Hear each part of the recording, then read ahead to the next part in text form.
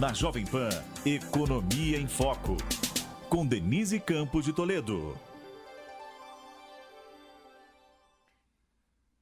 E começamos agora mais uma Economia em Foco. Hoje vamos falar de política fiscal, juros, impacto sobre o mercado e investimentos.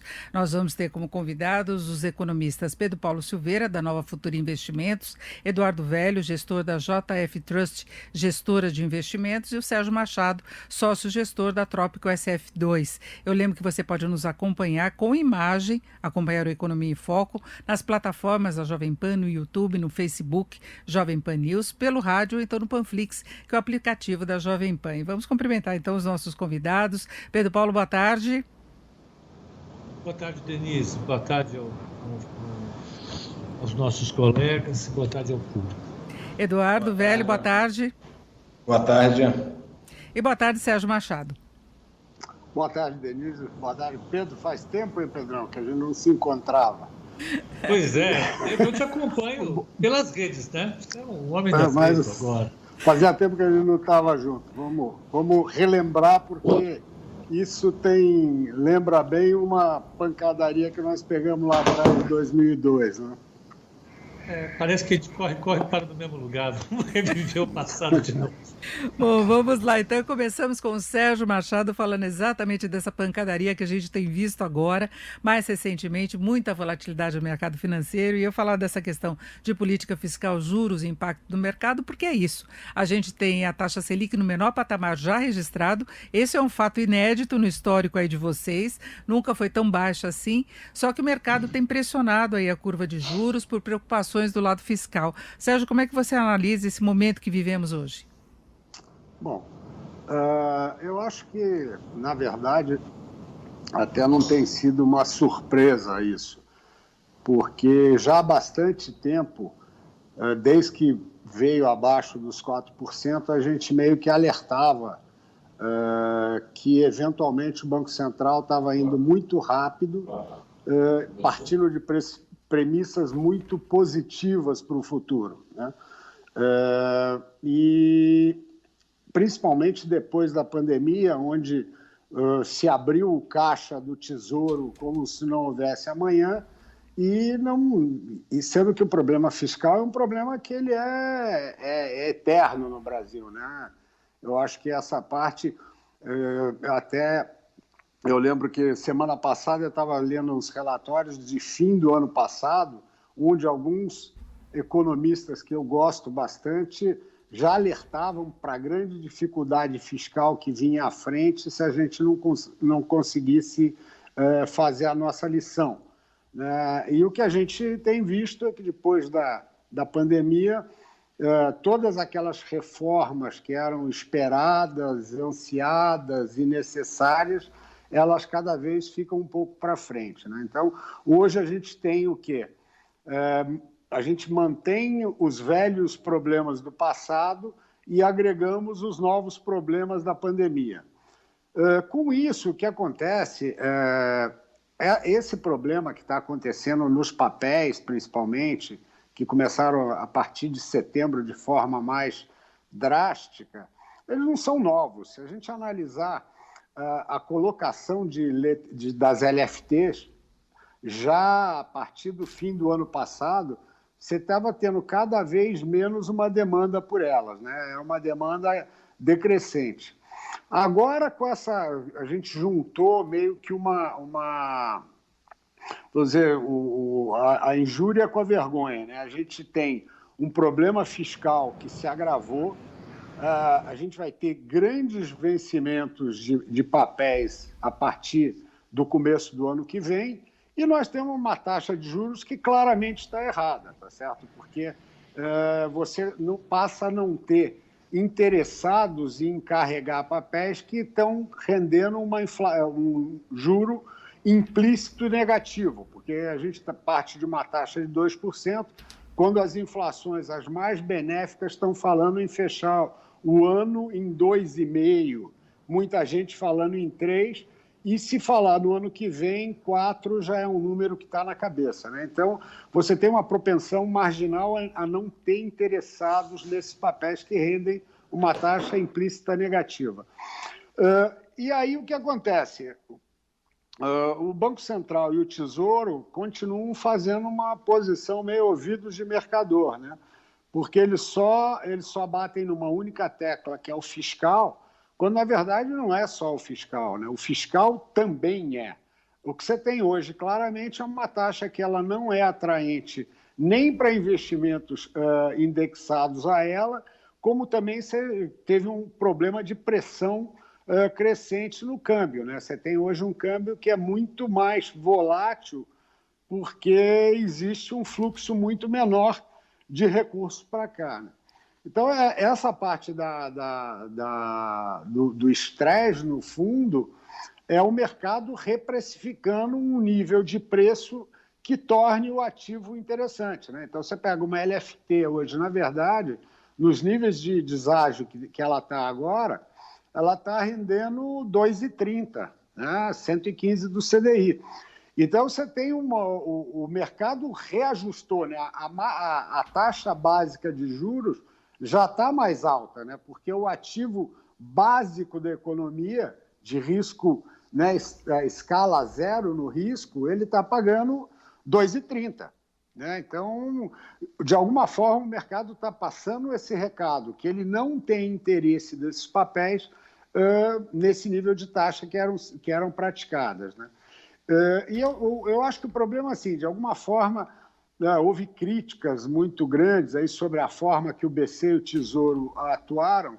Eu acho que o erro maior, para mim, foi a demora, né? Eles demoraram muito a atuar, deixaram o mercado dar uma estressada quase que excessiva, e aí depois fizeram os movimentos. São tímidos, mas são alguma coisa. Eu acho que o mais importante é o recado que ficou assim, ó, está nos preocupando.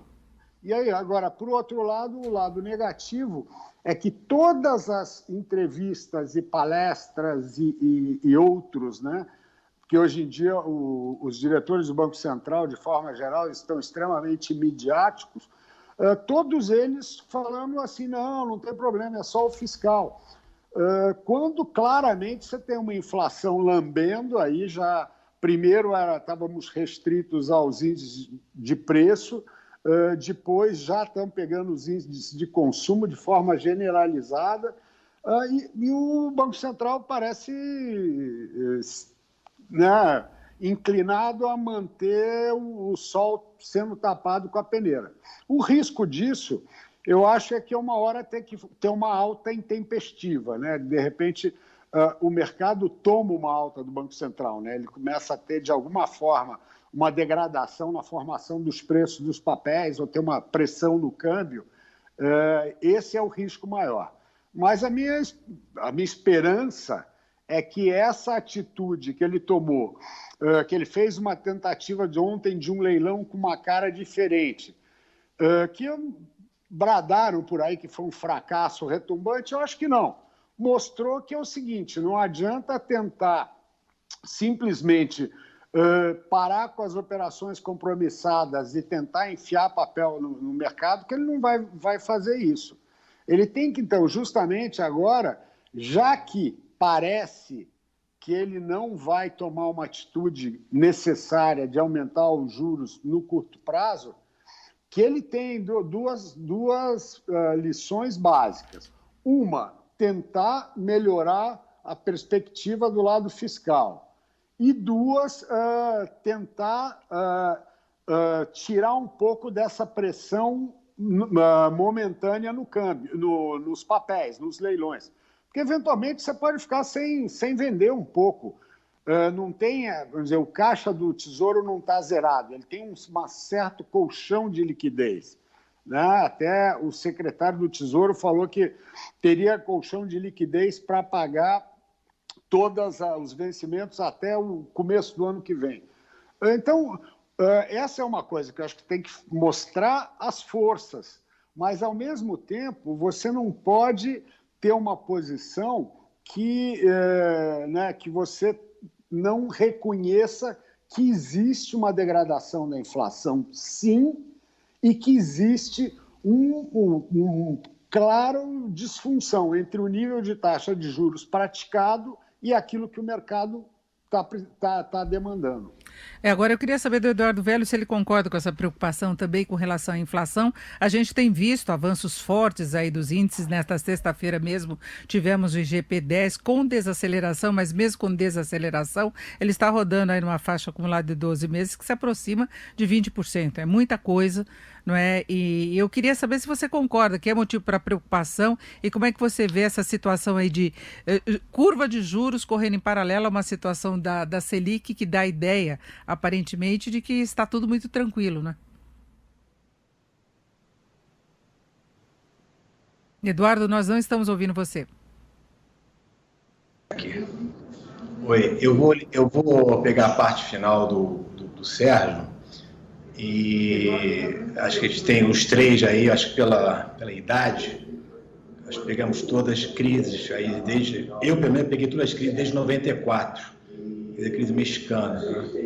E também na gestão de fundos, também a gente pegou também os chamados córneas, na crise cambial de 99, as crises asiáticas, a própria crise cambial 99 do Brasil também.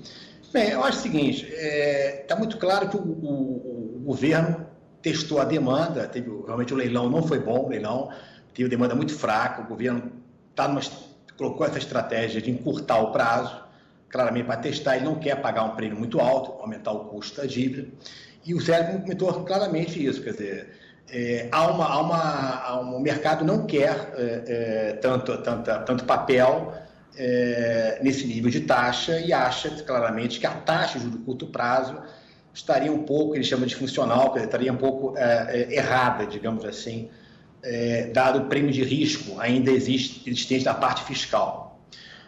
Então, eu acho que, olhando um pouco para frente, assim, quer dizer, já sabemos qual é o problema. Há um problema de rolagem da dívida, pelo menos, não é bem um problema, na verdade, até o Sérgio falou isso.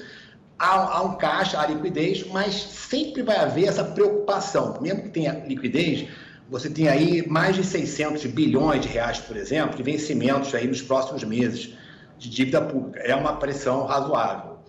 Então, pela minha experiência, que eu estou vendo é o seguinte, o governo só tem uma chance, assim, olhando assim com uma ótica um pouco mais de gestor, o governo vai ter que fazer um remanejamento de despesas para tirar um pouco essa pressão, essa incerteza que existe, não só em questão da inflação futura, como a questão fiscal, que aí sim que ela poderia contaminar as expectativas de inflação e, consequentemente, a necessidade de uma elevação futura da taxa de juros. Eu acho que realmente o Banco Central, também concordo com o Sérgio, que ele não deverá aumentar a taxa de juros no curto prazo, nessas próximas reuniões. Eu acho que não há ainda necessidade ainda, a inflação ainda está baixa. Um ponto importante, o hiato do produto, ou seja, o ritmo de crescimento entre o que nós estamos crescendo e o potencial ainda está muito negativo, não há pressão de demanda. As commodities também não tem pressão de inflação também vindo de fora, muito pelo contrário. Quer dizer, houve uma recuperação das commodities, mas está em níveis muito baixos, não há perspectiva de um choque de petróleo de alta. Então, o governo tem que resolver a questão fiscal, né? Agora, no final do mês de outubro, tem a questão da derrubada do veto, que está meio precificado que ele vai perder, ou seja, vai ter mais déficit primário em 2021. Vamos lembrar, Eduardo, desculpa te interromper, só para lembrar que essa derrubada do veto é em relação à desoneração da folha para 17 setores, que de acordo com a decisão do Congresso pode ser prorrogada até o final do ano que vem, o governo vetou e agora o Congresso pode derrubar esse veto. E aliás, eu queria pedir para os três para a gente trazer a conversa do ponto de vista do investidor, que toda essa questão de curva de juros, de manutenção da Selic em 2% já começa a afetar quem está lá na outra ponta da dívida, que é o investidor, aquele que adquire os títulos do governo, né? Sim. Eu acho que, só para finalizar, então, eu acho que o governo ele tem que achar logo esse caminho. O mercado vai toda semana, ele vai pressionar, quer dizer, há um movimento aí, uma parte do mercado acha que a inflação vai permanecer sob controle, por causa desse ato aí que eu estou achando que o diferencial de crescimento é baixo ainda, e por isso que até há um movimento de venda de juros até. Quer dizer, os prêmios estavam muito esticados, houve aí uma precificação até que o ministro Guedes possa ter saído em agosto ou setembro, e haveria um descontrole fiscal muito grande no curto prazo, né? Então, obviamente, houve um movimento de reversão, moderadamente de reversão dos juros, mas os juros continuam muito altos. Esse descolamento entre hoje os juros de curto prazo e os juros médios e longos, que estão na faixa aí, vamos colocar de 6% a 8% de juros longos, me parece que só vai ser solucionado com essas definições.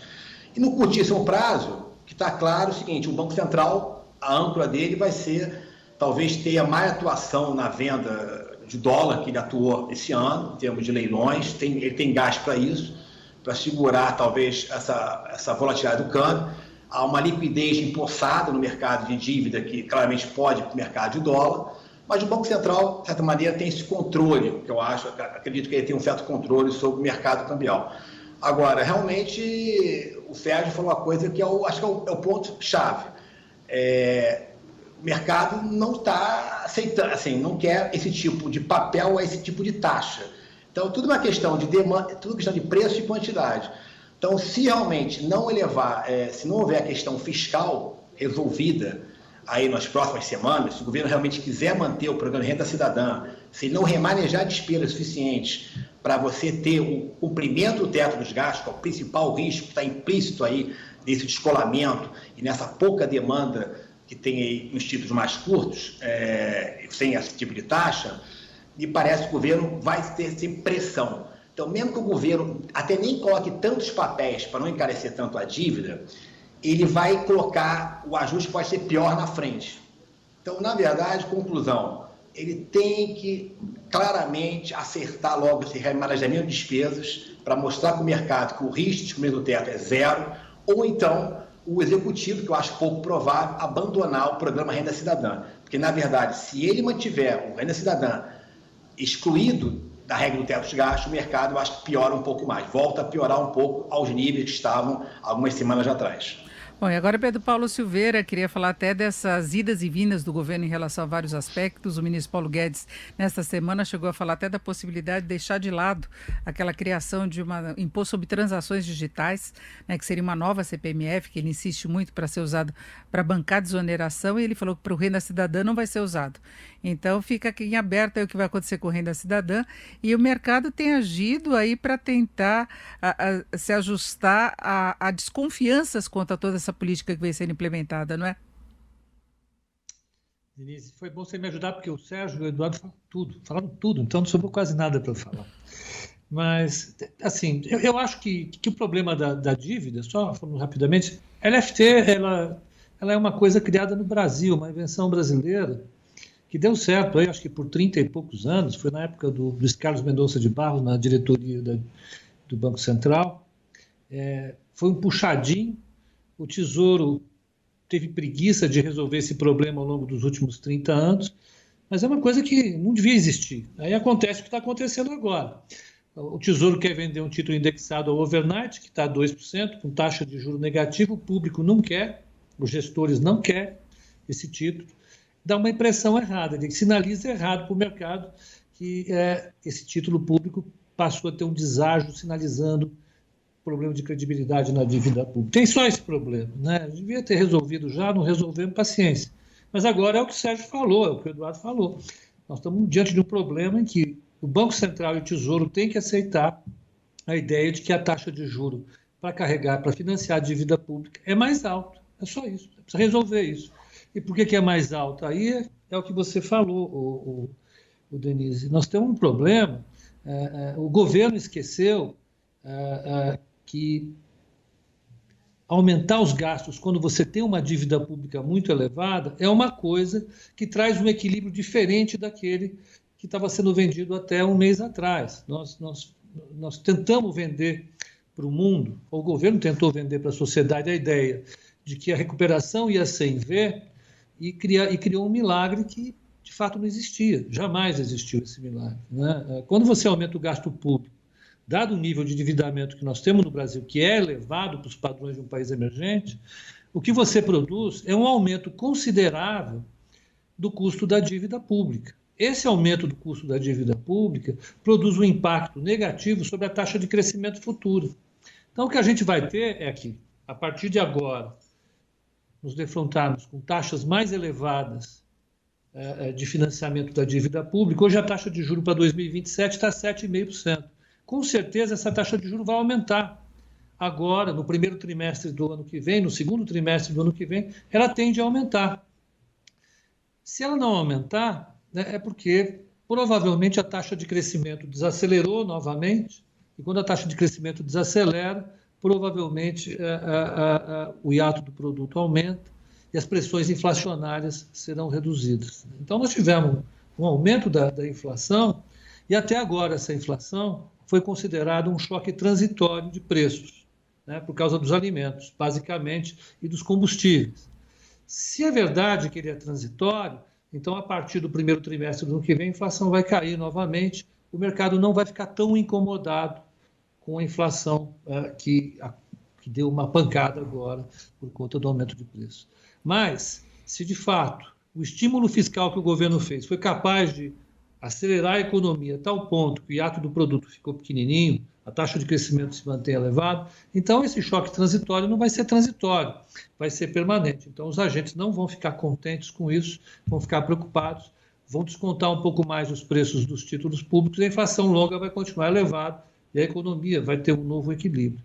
Eu acho que a questão é olhar o que está acontecendo de fato com um pouco mais de perspectiva, né, é o que o governo devia fazer, e considerar a questão fiscal como uma coisa que já está atuando agora. Né? Esse nível de preços que a economia está querendo cobrar da dívida pública reflete ou a economia está extremamente bem, está acelerada, então a inflação é maior, ou, o contrário, né? A economia está muito, com o hiato do produto ainda muito elevado, como falou o Eduardo, e isso vai fazer com que o choque transitório acomode os preços no primeiro trimestre. Em qualquer cenário, a questão, e aí eu tenho uma pequena divergência com o Sérgio, não está no BC, não está no Copom, está no Tesouro. Quem tem que resolver esse problema agora é o Tesouro, basicamente é o governo e o Congresso. Eles têm que sinalizar um ajuste da política fiscal para os próximos anos, porque senão a gente vai entrar num problema muito mais sério do que simplesmente discutir aqui se a taxa de juros é 7,5% na longa, 2% na curta. Eu acho que a gente vai discutir uma taxa de juros que pode ficar acima de 10%, com certeza. Perfeito. Eu queria agora a palavra do Sérgio, rapidamente, que nós vamos daqui a pouquinho ao intervalo, e depois do intervalo nós vamos saber como é que se gerencia os investimentos numa condição instável como nós temos hoje. Mas, Sérgio, esse comentário do Pedro Paulo, por favor. Não, aí tem um pouquinho dessa dúvida, né, de como se forma a taxa. Eu acho que realmente a gente tem hoje muito mais um impacto da incerteza do que de uma certeza de crescimento, né? E uma coisa que eu gosto até de frisar, eu tenho sido até meio redundante nisso, é que ao analisar a curva futura no começo do ano e a curva de agora, você nota que os prêmios são tão maiores agora, partindo de 2%, do que eram partindo de 4%. Então, eu acredito que uma parte também desse prêmio vem de uma necessidade, em determinado momento, de ter um choque de arrumação. Ou seja, de, eventualmente, você postergar tanto uma medida que começa a ficar gritante, que essa medida acaba tendo que ser feita de forma, né, meio que, né, atabalhoada. Então, eu acho que isso é uma mistura disso tudo. Eu acho que tem uma mistura de fiscal, tem uma mistura de política econômica meio que amorfa, né, porque a gente não sabe efetivamente, é uma política que tem ficado muito no discurso e pouco na implementação. E o risco dessa inflação, porque eu tenho uma visão um pouquinho menos benéfica dela, tá certo? Eu acho que hoje os números são até menores, porque os índices de consumo, eles levam em conta muito serviço. E a parte de serviço, a gente teve uma mudança drástica de como o consumidor consome serviço hoje, né? Então, essa parte eu sou mais da vertente que esse transitório é muito mais estável do que a gente imagina, por menos que eu goste.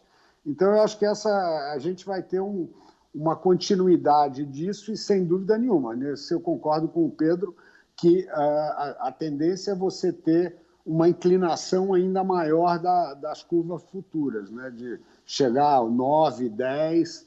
E volto a falar, quanto mais atrasar, vir qualquer coisa no fiscal, na economia, ou mesmo num discurso do BC, essa tendência do coeficiente regular é ele inclinar mais, né? Então, é basicamente isso. Eu acho que eu pego muito no BC e não no Tesouro, porque o BC é o operador da coisa. O Tesouro, ele simplesmente faz a contabilidade. Eu gosto de brincar, é que nem você tem um fundo, o Tesouro é o gestor, o BC é o gestor e o Tesouro é o administrador, tá certo? Então, quem tem que mostrar, cara, quem tem que induzir o mercado é o BC, né? O Tesouro tem que tentar fazer a melhor forma o trabalho dele, né? Que é rolar a dívida, que é suprir as necessidades. Bom, nós vamos agora a um rápido intervalo aqui do Economia em Foco e daqui a pouquinho eu quero saber como é que os gestores administram toda essa instabilidade para conseguir garantir resultados financeiros, que a gente vê o investidor hoje com muita dor de cabeça, né? Aquele que é mais conservador, que quer ficar atrelado aos juros e em alguns casos tendo até perda, né, uma rentabilidade negativa. Nosso tema hoje aqui do Economia em Foco é política fiscal, juros, impacto sobre mercado e investimentos. E nós temos como convidados Eduardo Velho, gestor da JF Trust, gestora de investimentos, Sérgio Machado, sócio-gestor da Trópico SF2 e Pedro Paulo Silveira, da Nova Futura Investimentos. Voltamos daqui a pouquinho. Na Jovem Pan, Economia em Foco, com Denise Campos de Toledo. Confira a nova edição da revista GoAir. A empresária Natália Martins conta sua trajetória de sucesso no mercado milionário de micropigmentação. O arquiteto João Armentano fala do novo jeito de morar dos brasileiros. Grandes chefes de cozinha e restaurantes da cidade falam sobre a retomada do setor, seguindo todos os protocolos e ainda apostando no delivery. E mais, vinhos, carros, beleza, moda. Revista GoAir, positiva como sempre, relevante como nunca. Acesse goair.com.br. Nesta segunda-feira, Augusto Nunes e a bancada de formadores de opinião entrevistam o ministro Marco Aurélio Mello em mais uma edição do Direto ao Ponto. Então não perca, nesta segunda, a partir das 9:30 da noite, Direto ao Ponto, na Jovem Pan e também na Panflix.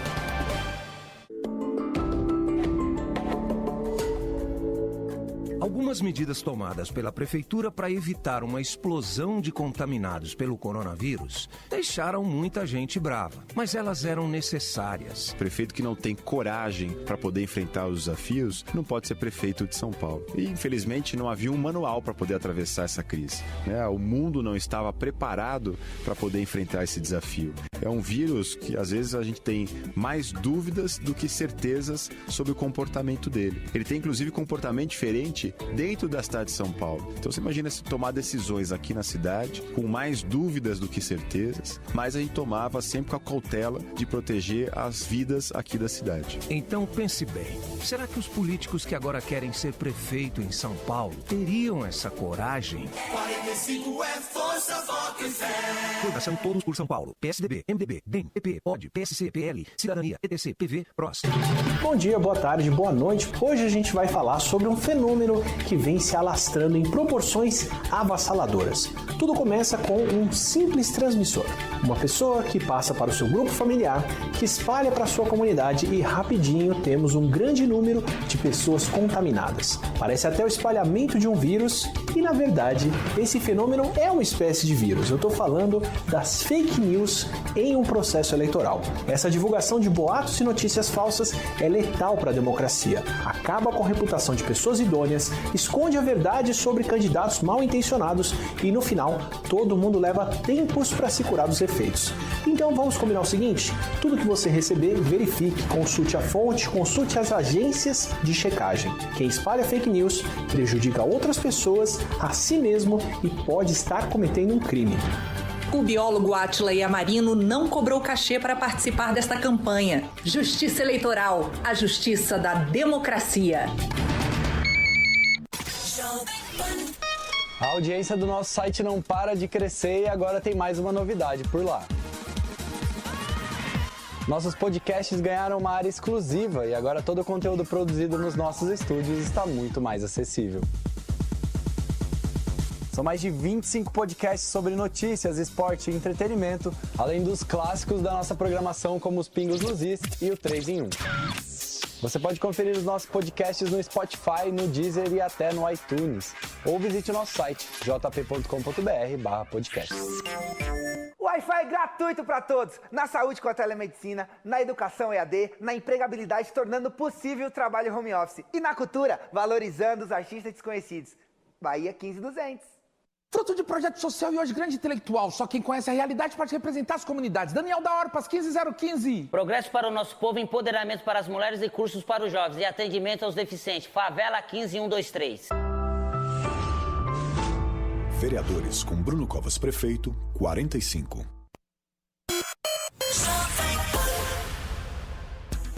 Na Jovem Pan, Economia em Foco. Com Denise Campos de Toledo. E voltamos com a Economia em Foco, que você pode acompanhar também em vídeo nas plataformas da Jovem Pan, no YouTube, no Facebook, Jovem Pan News, no rádio ou então no Panflix, que é o aplicativo da Jovem Pan. Hoje nós estamos discutindo política fiscal, juros, impacto sobre o mercado e investimentos. Nós temos como convidados Pedro Paulo Silveira, da Nova Futura Investimentos, Eduardo Velho, gestor da JF Trust, gestora de investimentos, e o Sérgio Machado, que é sócio-gestor da Trópico SF2. E vamos agora falar dessa questão da gestão de investimentos nas condições atuais. Eu queria falar com o Eduardo Velho a respeito disso, começando com você. Como administrar as finanças pessoais, as finanças das empresas do ponto de vista de aplicação, com essa instabilidade que se vê? A gente já teve rentabilidade negativa de títulos públicos. Como administrar isso? Olha, tudo depende do perfil, primeiramente, perfil da empresa, né? Se é uma empresa mais... uma empresa exportadora, uma empresa que não vende mais para cá, isso afeta a gestão do caixa da empresa, né? Então, uma empresa que tem uma JBS da vida, alguns papéis, empresas que exportam, que podem ter tanto ativos e passivos em dólar, elas têm uma referência do dólar como se fosse um preço dentro do seu portfólio. Então, agora, no caso aqui das famílias, dos consumidores, né, os juros realmente estão baixos, né? Então, e não há nenhuma expectativa também de descontrole dos juros, né? Como eu falei, a inflação está baixa. Então, de certa forma, você hoje tem aplicações ainda razoavelmente boas, com juros reais ainda relevados por nível de inflação no Brasil em relação a outros países. Você tem títulos como letras de crédito, letras que você tem isenção fiscal. Mas, olhando assim para o consumo das famílias, a primeira coisa que eu vejo numa época de crise é você tentar resolver a questão do endividamento, né? Primeiramente, você resolver o problema do endividamento, porque se houver realmente caso ocorra uma alta dos juros na frente, hoje o problema de renda, que ainda nós estamos numa fase muito tímida de recuperação da economia, isso pode ficar até pior ainda. Se você pega um movimento de elevação dos juros, né, e uma economia fraca, com pouca geração de emprego, revertendo agora a retomada do emprego, você tem que estar melhor ajustado com isso. Então, eu acho que o foco hoje que eu vejo para esse perfil de consumidor é fazer um orçamento mais ajustado, como o governo federal devia fazer, né, cortar seus gastos, ajustar seus gastos, para um eventual processo, um movimento talvez de um crescimento baixo ainda em 2021 ainda, não seja tão alto ainda, e sem muita rentabilidade em termos de curto prazo, né? Quer dizer, esse indivíduo realmente não tem muita disponibilidade de caixa para isso. Agora, para as empresas, que eu vejo assim, claramente você fazer empreendimentos, quer dizer, você hoje tem um movimento aí claramente aí de recuperação do mercado imobiliário, você tem recuperação, algumas empresas que estão investindo em tecnologia, elas conseguem aumentar a sua rentabilidade nesse período. Então, essas empresas têm papéis no mercado ainda que tem aí um gap, um certo potencial de alta, numa perspectiva que o cenário fiscal seja controlado, uma perspectiva que o juro curto prazo não suba, muito interessante. Então, o que eu aconselho aí para as pessoas que queiram investir no mercado financeiro, aloquem, é buscar um bom assessor de investimentos, buscar uma boa alocação e aplicar mais em empresas, aplicar mais do real, porque realmente o juro do mercado financeiro, ao contrário da década de 80 até meados da década de 90, você tinha uma indexação muito forte, então você ganhava muito nos juros de curto prazo. Hoje, realmente, esses juros são mais baixos, então você é induzido a realmente aplicar em aplicações mais longas. Então, acho que é um pouco isso, é olhar o cenário. Eu queria apenas só reiterar o ponto aí que o Sérgio comentou da inflação, que eu acho que é muito importante. Já houve período, realmente, a inflação realmente ela mudou, houve uma mudança nas preferências das pessoas. Agora, a inflação de serviços realmente está baixa, não há pressão de demanda ainda de curto prazo, né? E o grau de repasse da inflação dos preços ao produtor, do atacado, digamos assim, para o custo de vida ainda é muito baixo no Brasil. E lembrando que a inflação que está sendo medida, que é o IPCA, e o IGP, que é o índice da Fundação Getúlio Vargas, eles apenas coletam tabelas. O IGP, por exemplo, eles pegam preços tabelados, não quer dizer que é o preço efetivo que é vendido do atacado para o varejo.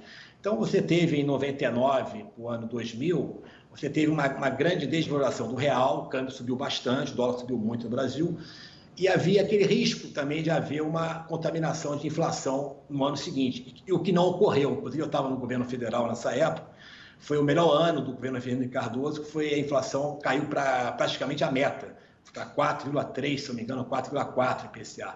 Então, não necessariamente uma inflação alta no atacado, nos IGPs acumulada, não necessariamente quer dizer que vai ter uma inflação alta nos preços do consumidor.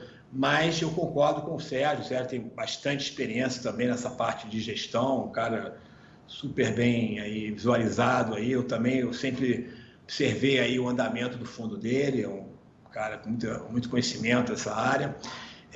Agora, a inflação realmente de curto prazo está baixa. Agora, o problema, eu volto a falar, acho que o problema é 100% hoje, o mercado, todo o problema hoje de dívida pública, aplicações, porém, todo o cenário hoje está na questão fiscal.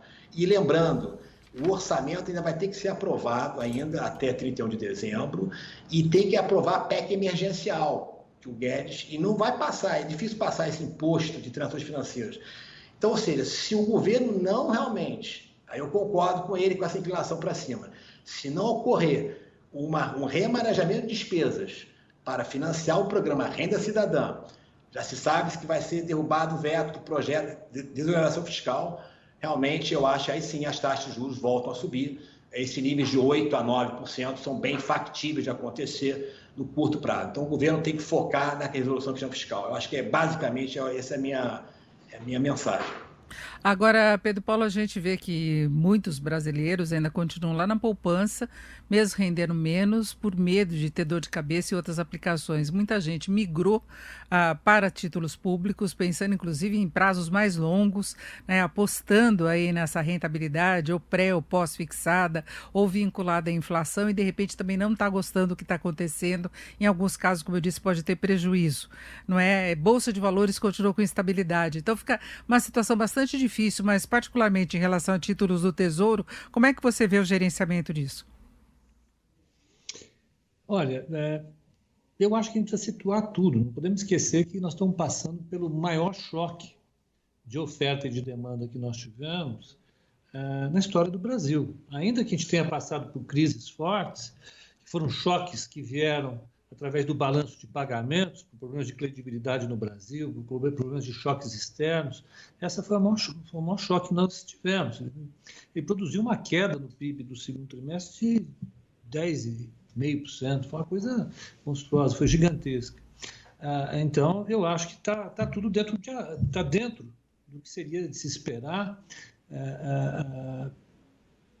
diante de uma crise dessa magnitude, né? Ela produziu um déficit fiscal que chegou já, em termos nominais, a 895 bilhões de reais até agosto, e deve subir acima de 1 trilhão, né?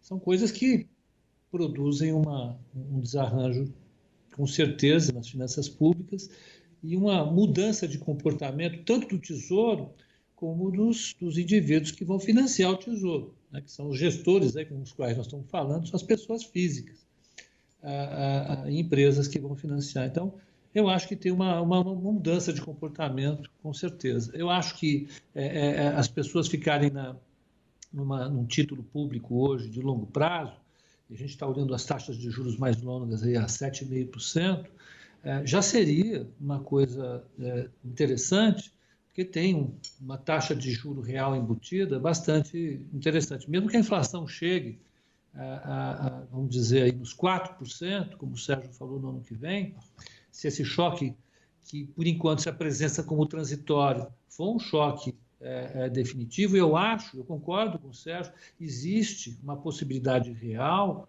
desse choque transitório se transformar em um choque definitivo se a economia crescer um pouco mais, né? Então, se isso acontecer, o prêmio que está embutido no título do Tesouro mais longo, a partir de 7%, é um prêmio razoavelmente alto.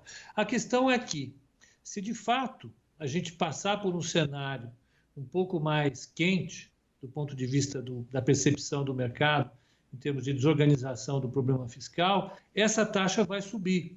E quando a taxa sobe, o que era 7,5%, 8% hoje, pode passar a valer 9%, 10%, 11% no primeiro trimestre do ano que vem. Aí o investidor vai tomar um susto, porque a marcação a mercado do título lá no Tesouro Direto vai fazer com que o preço do título caia. E ele aparentemente vai ter um prejuízo, né? Um prejuízo porque a marcação a mercado dele trouxe o título dele a um preço diferente. Então, eu acho que, fazendo esse aviso, esse disclaimer para os investidores, eu acho que a taxa de juro pré-fixado já embute um prêmio legal, mas pode ser que daqui a alguns meses você tome um susto, porque a marcação dela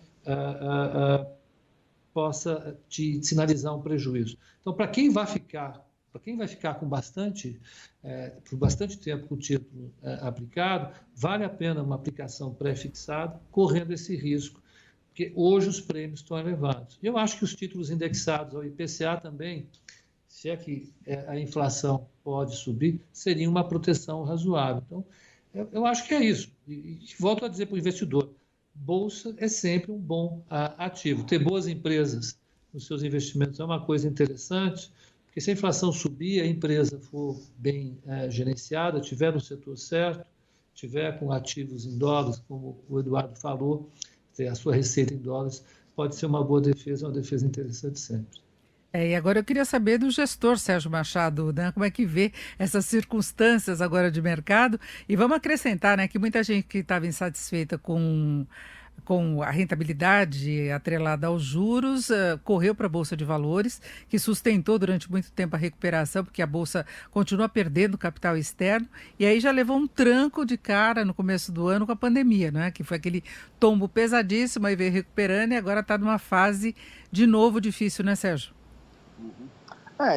Eu acho que tem uma coisa que todo mundo tem que festejar, a gente alcançar 3 milhões de CPFs na Bolsa, né? Isso é extremamente louvável.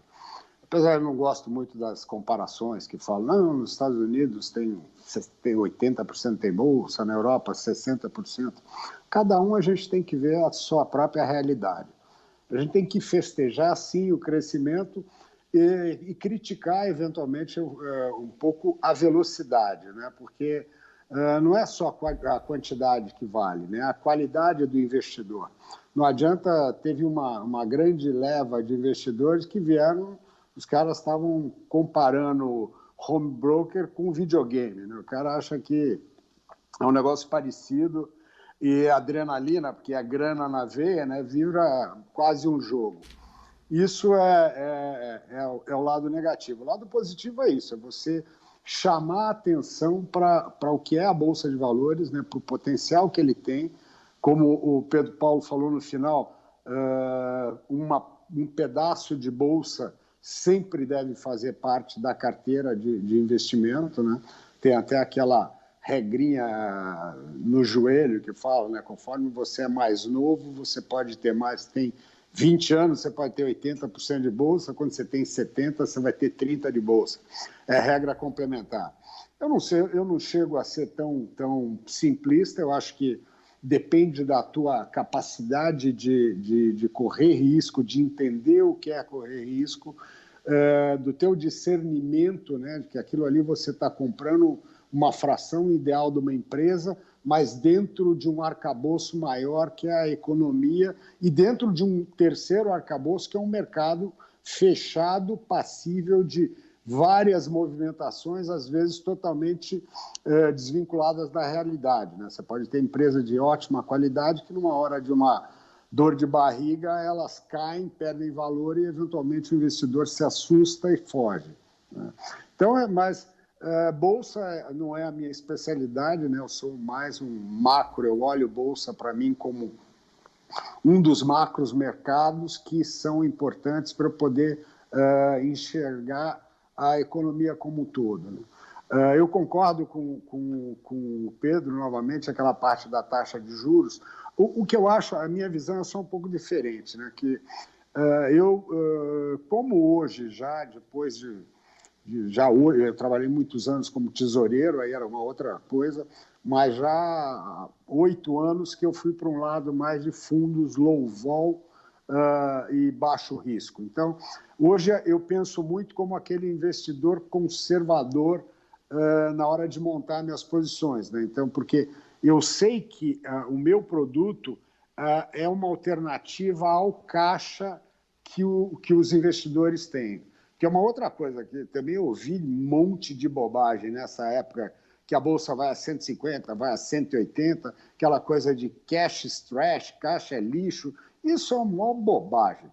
Primeiro, você tem que ter grana, você tem que pagar teu aluguel, pagar a tua prestação, pagar, né, supermercado, cartão de crédito, e você tem que ter uma reserva de emergência. Você não sabe, né, se vai bater o carro, se você vai ter algum gasto na sua casa, estourou uma parede, caiu o seu dente. Você não vai chegar lá, leva uma ação aqui e me dá uma ponte nova, né?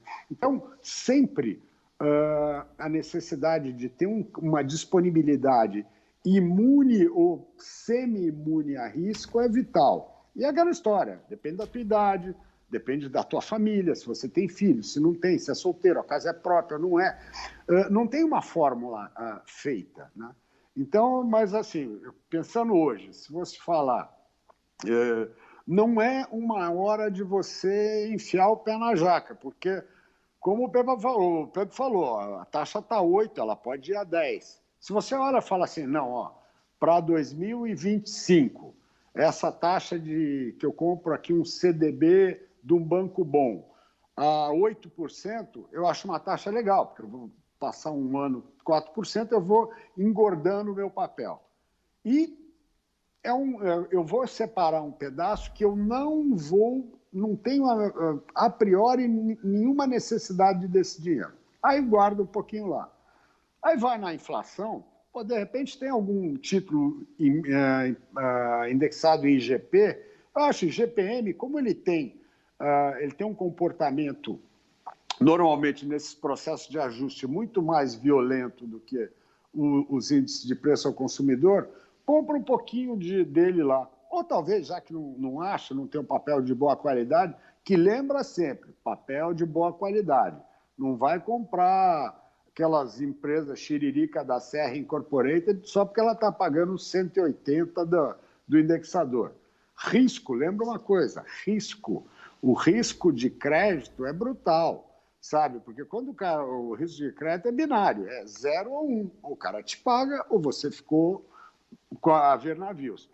Então, você pode olhar nessa parte também, de repente, compra um papel público, pega uma NTN indexada IPCA, mas não vai. É que, às vezes, eu vejo o cara que mal entrou no mercado, ele compra um papel 55, que é um papel que tem uma volatilidade monstruosa, tem menos liquidez. Pensa numa coisa mais curta, pensa numa 23, uma 27, sabe? É uma coisa, porque é aquela história, tá alto, pode melhorar, ótimo, você vai ganhar rápido, mas pode piorar, pensa isso. Então é bom você ter um caixa para também aportar numa eventual necessidade. Tem aquela história, não queira ganhar em tudo. Quem tenta no mercado ganhar em tudo, ele tem um potencial de perder bastante brutal. Você tem que ser extremamente consciente nas suas aplicações. Faça boas escolhas, sabe? Tenha riscos compatíveis, tenha prazos compatíveis, né?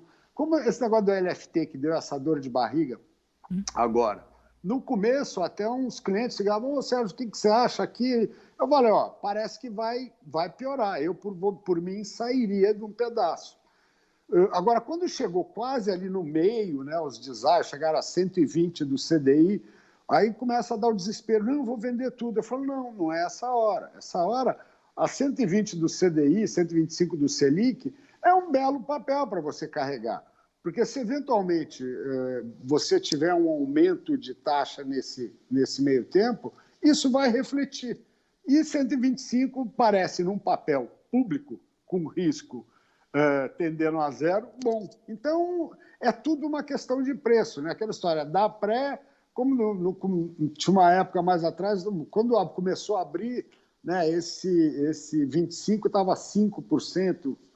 Será que é bom? A taxa está 2%? Não, espera um pouco, né? Tudo é uma questão de timing também no mercado, né? Mas pense sempre em cesta. Sabe, essa coisa de botar todos os ovos na mesma bacia, a chance de quebrar é grande, né? E tem a liquidez, porque tudo, você viu que toda a conversa que a gente está tendo, ela está baseada aqui, ó. Se acontecer isso, se o governo fizer isso, se a inflação não for embora, se a gente tem muito mais ses do que fatos, né? Então, assim sendo, não é hora de estar com o copo cheio, não é all-in. É hora de você estar com uma alocação mais conservadora também. Perfeito. Acho meio assim. E aí eu queria colocar agora para o Eduardo Velho, a gente já está chegando quase ao final, tem mais um C que vem lá do exterior, né? Nós temos, aliás, vários, né? Porque a gente tem uma conjuntura muito relacionada ainda à pandemia, né? Fechamento de novo da Europa, que mexeu demais com o mercado nessa última semana, por exemplo, e eleições nos Estados Unidos se aproximando, que pode mudar muita coisa a partir disso. Eduardo, como é que você vê? Está sem som, Eduardo. Não atrapalhar. Isso do internacional, né, também afetou claramente aqui o dólar aqui no Brasil, de certa maneira, mais enfaticamente aqui o mercado de emergente, né? Porque, de certa maneira, o dólar teve fraqueza total nos últimos anos. O viés dele foi mais de fraqueza do que de alta, que são as moedas mais fortes. Agora, aqui no Brasil, o que acontece? No exterior, você tem agora no curtíssimo prazo, aí você tem a eleição presidencial norte-americana, que não se sabe exatamente qual vai ser o resultado. Aparentemente, o viés é de uma vitória do democrata Biden, mas que ele sinalizou um aumento de impostos para as empresas, né, que, de certa forma, não seria tão bom para a Bolsa. De certa forma, essa volatilidade maior do S&P, do Dow Jones nas últimas semanas, ele reflete isso. Quer dizer, você vê que teve uma certa parada daquele movimento, daquele canal que estava tendo de alta, aí, quase ininterrupta, em função da liquidez que o Federal Reserve anunciou aí, 2 meses, um mês atrás, anunciou que ia manter os juros baixos por muito tempo, a inflação ia poder subir à vontade. Então, esse é um ponto de incerteza. O outro ponto, que está claro aí também, outros pontos também na Europa, o acordo do Brexit também é um ponto importante também no mercado cambial. Por isso que eu também acho também que dificilmente, até no cenário até que se resolva o problema fiscal, aí eu concordo com o Sérgio, tem muito se, mas a gente como gestor tem que pelo menos fazer algum cenário, qual é o teu cenário referencial? Assim, eu trabalho assim, a ideia aqui na JF3 é difícil você ver um dólar hoje, o dólar médio, abaixo de 5,20, 5,30, mesmo que a situação melhorasse, né? Porque, de certa forma, você teve aí anos também de uma revalorização do real, E hoje nós temos com uma questão fiscal muito ruim ainda, que ainda vai demorar a se recompor nos próximos anos. Quer dizer, você só tem perspectiva de melhoria fiscal, de equilíbrio em 2024, 2025, uma redução da dívida pública abaixo de 100 para esses níveis só depois, talvez. Então, ou seja, o que eu vejo é um ambiente de crescimento, e também com essa segunda onda da Covid, com novas restrições setoriais de comércio, serviços, com mais isolamento, tem uma revisão na margem para baixo, não só do preço médio do petróleo. O preço médio do petróleo tem uma alta esperada para o ano que vem, mas parece ser um pouco mais de baixa do que de alta. O crescimento mais baixo, ele segura também o crescimento no Brasil também para o ano que vem. E não há também muita pressão de preços vindo de fora para a nossa inflação interna. Então, a gente tem que se acostumar também com o novo cenário. Depois do câmbio flutuante, nós estamos com um cenário de juros baixos e câmbio um pouco mais alto. É o novo equilíbrio, é o novo normal. Então, a âncora hoje, plena, total, aí é a parte fiscal. Quer dizer, ela é que vai definir esse na verdade. Ela é que vai definir se você vai ter um grande movimento, que eu ainda acho que tem um movimento aí de queda de juros que pode ocorrer, porque se resolver a questão fiscal, você vê os juros longos que estão aí na curva média e longa, não sei se o Sérgio até pode comentar isso depois, eles estão, na minha avaliação, estão precificando o descontrole do regime de metas e a inflação volta a níveis aí, pelo menos aí de 5%, 6% daqui a 2, 3 anos. Então, ou seja, então é sinal que o regime de metas vai descumprir tudo. Então, há espaço para queda. Agora, no curto prazo, essa inclinação dos juros longos ainda pode ocorrer caso o problema fiscal não seja resolvido. Então, eu acho que a pessoa tem que diversificar, tem que aplicar em algum título indexado à inflação, que são as nossas Tesouro Nacional com IPCA, é um título que está aí, que tem uma certa... que tem uma proteção, né? Você ganha o juro real e mais a inflação. Então, não tem muito o que se esperar. É muito giro, você tem que gerar rápido as operações, tem que ficar sempre de olho, porque realmente você não pode montar uma posição grande também, esperar um cenário, porque você pode ter um belo prejuízo na sua carteira. Então, agora é você monitorar esse mercado. O cenário internacional realmente está, me parece, mais pressionando um pouco o dólar para cima, ainda mantém essa pressão até o final do ano. Há uma sazonalidade também de remessa de saídas de divisas também do Brasil, sempre no último trimestre, que é natural também. Então, me parece que o mais tradicional é o Banco Central a gente ver o Banco Central atuar de forma um pouco mais regular na ponta de venda até dezembro. Perfeito, fechamos por aqui o Economia em Foco de hoje, que discutiu política fiscal, juros, impacto no mercado e nos investimentos. Tivemos como convidados o Pedro Paulo Silveira, da Nova Futura Investimentos, Eduardo Velho, gestor da JF Trust, gestora de investimentos, e o Sérgio Machado, sócio-gestor da Trópico SF2. Agradeço muito a participação dos três, muito obrigada, e agradeço muito a sua audiência e a sua companhia. E lembro que a íntegra do nosso programa do Economia em Foco fica disponível nas plataformas da Jovem Pan. Um ótimo final de semana. Você ouviu na Jovem Pan Economia em Foco, com Denise Campos de Toledo.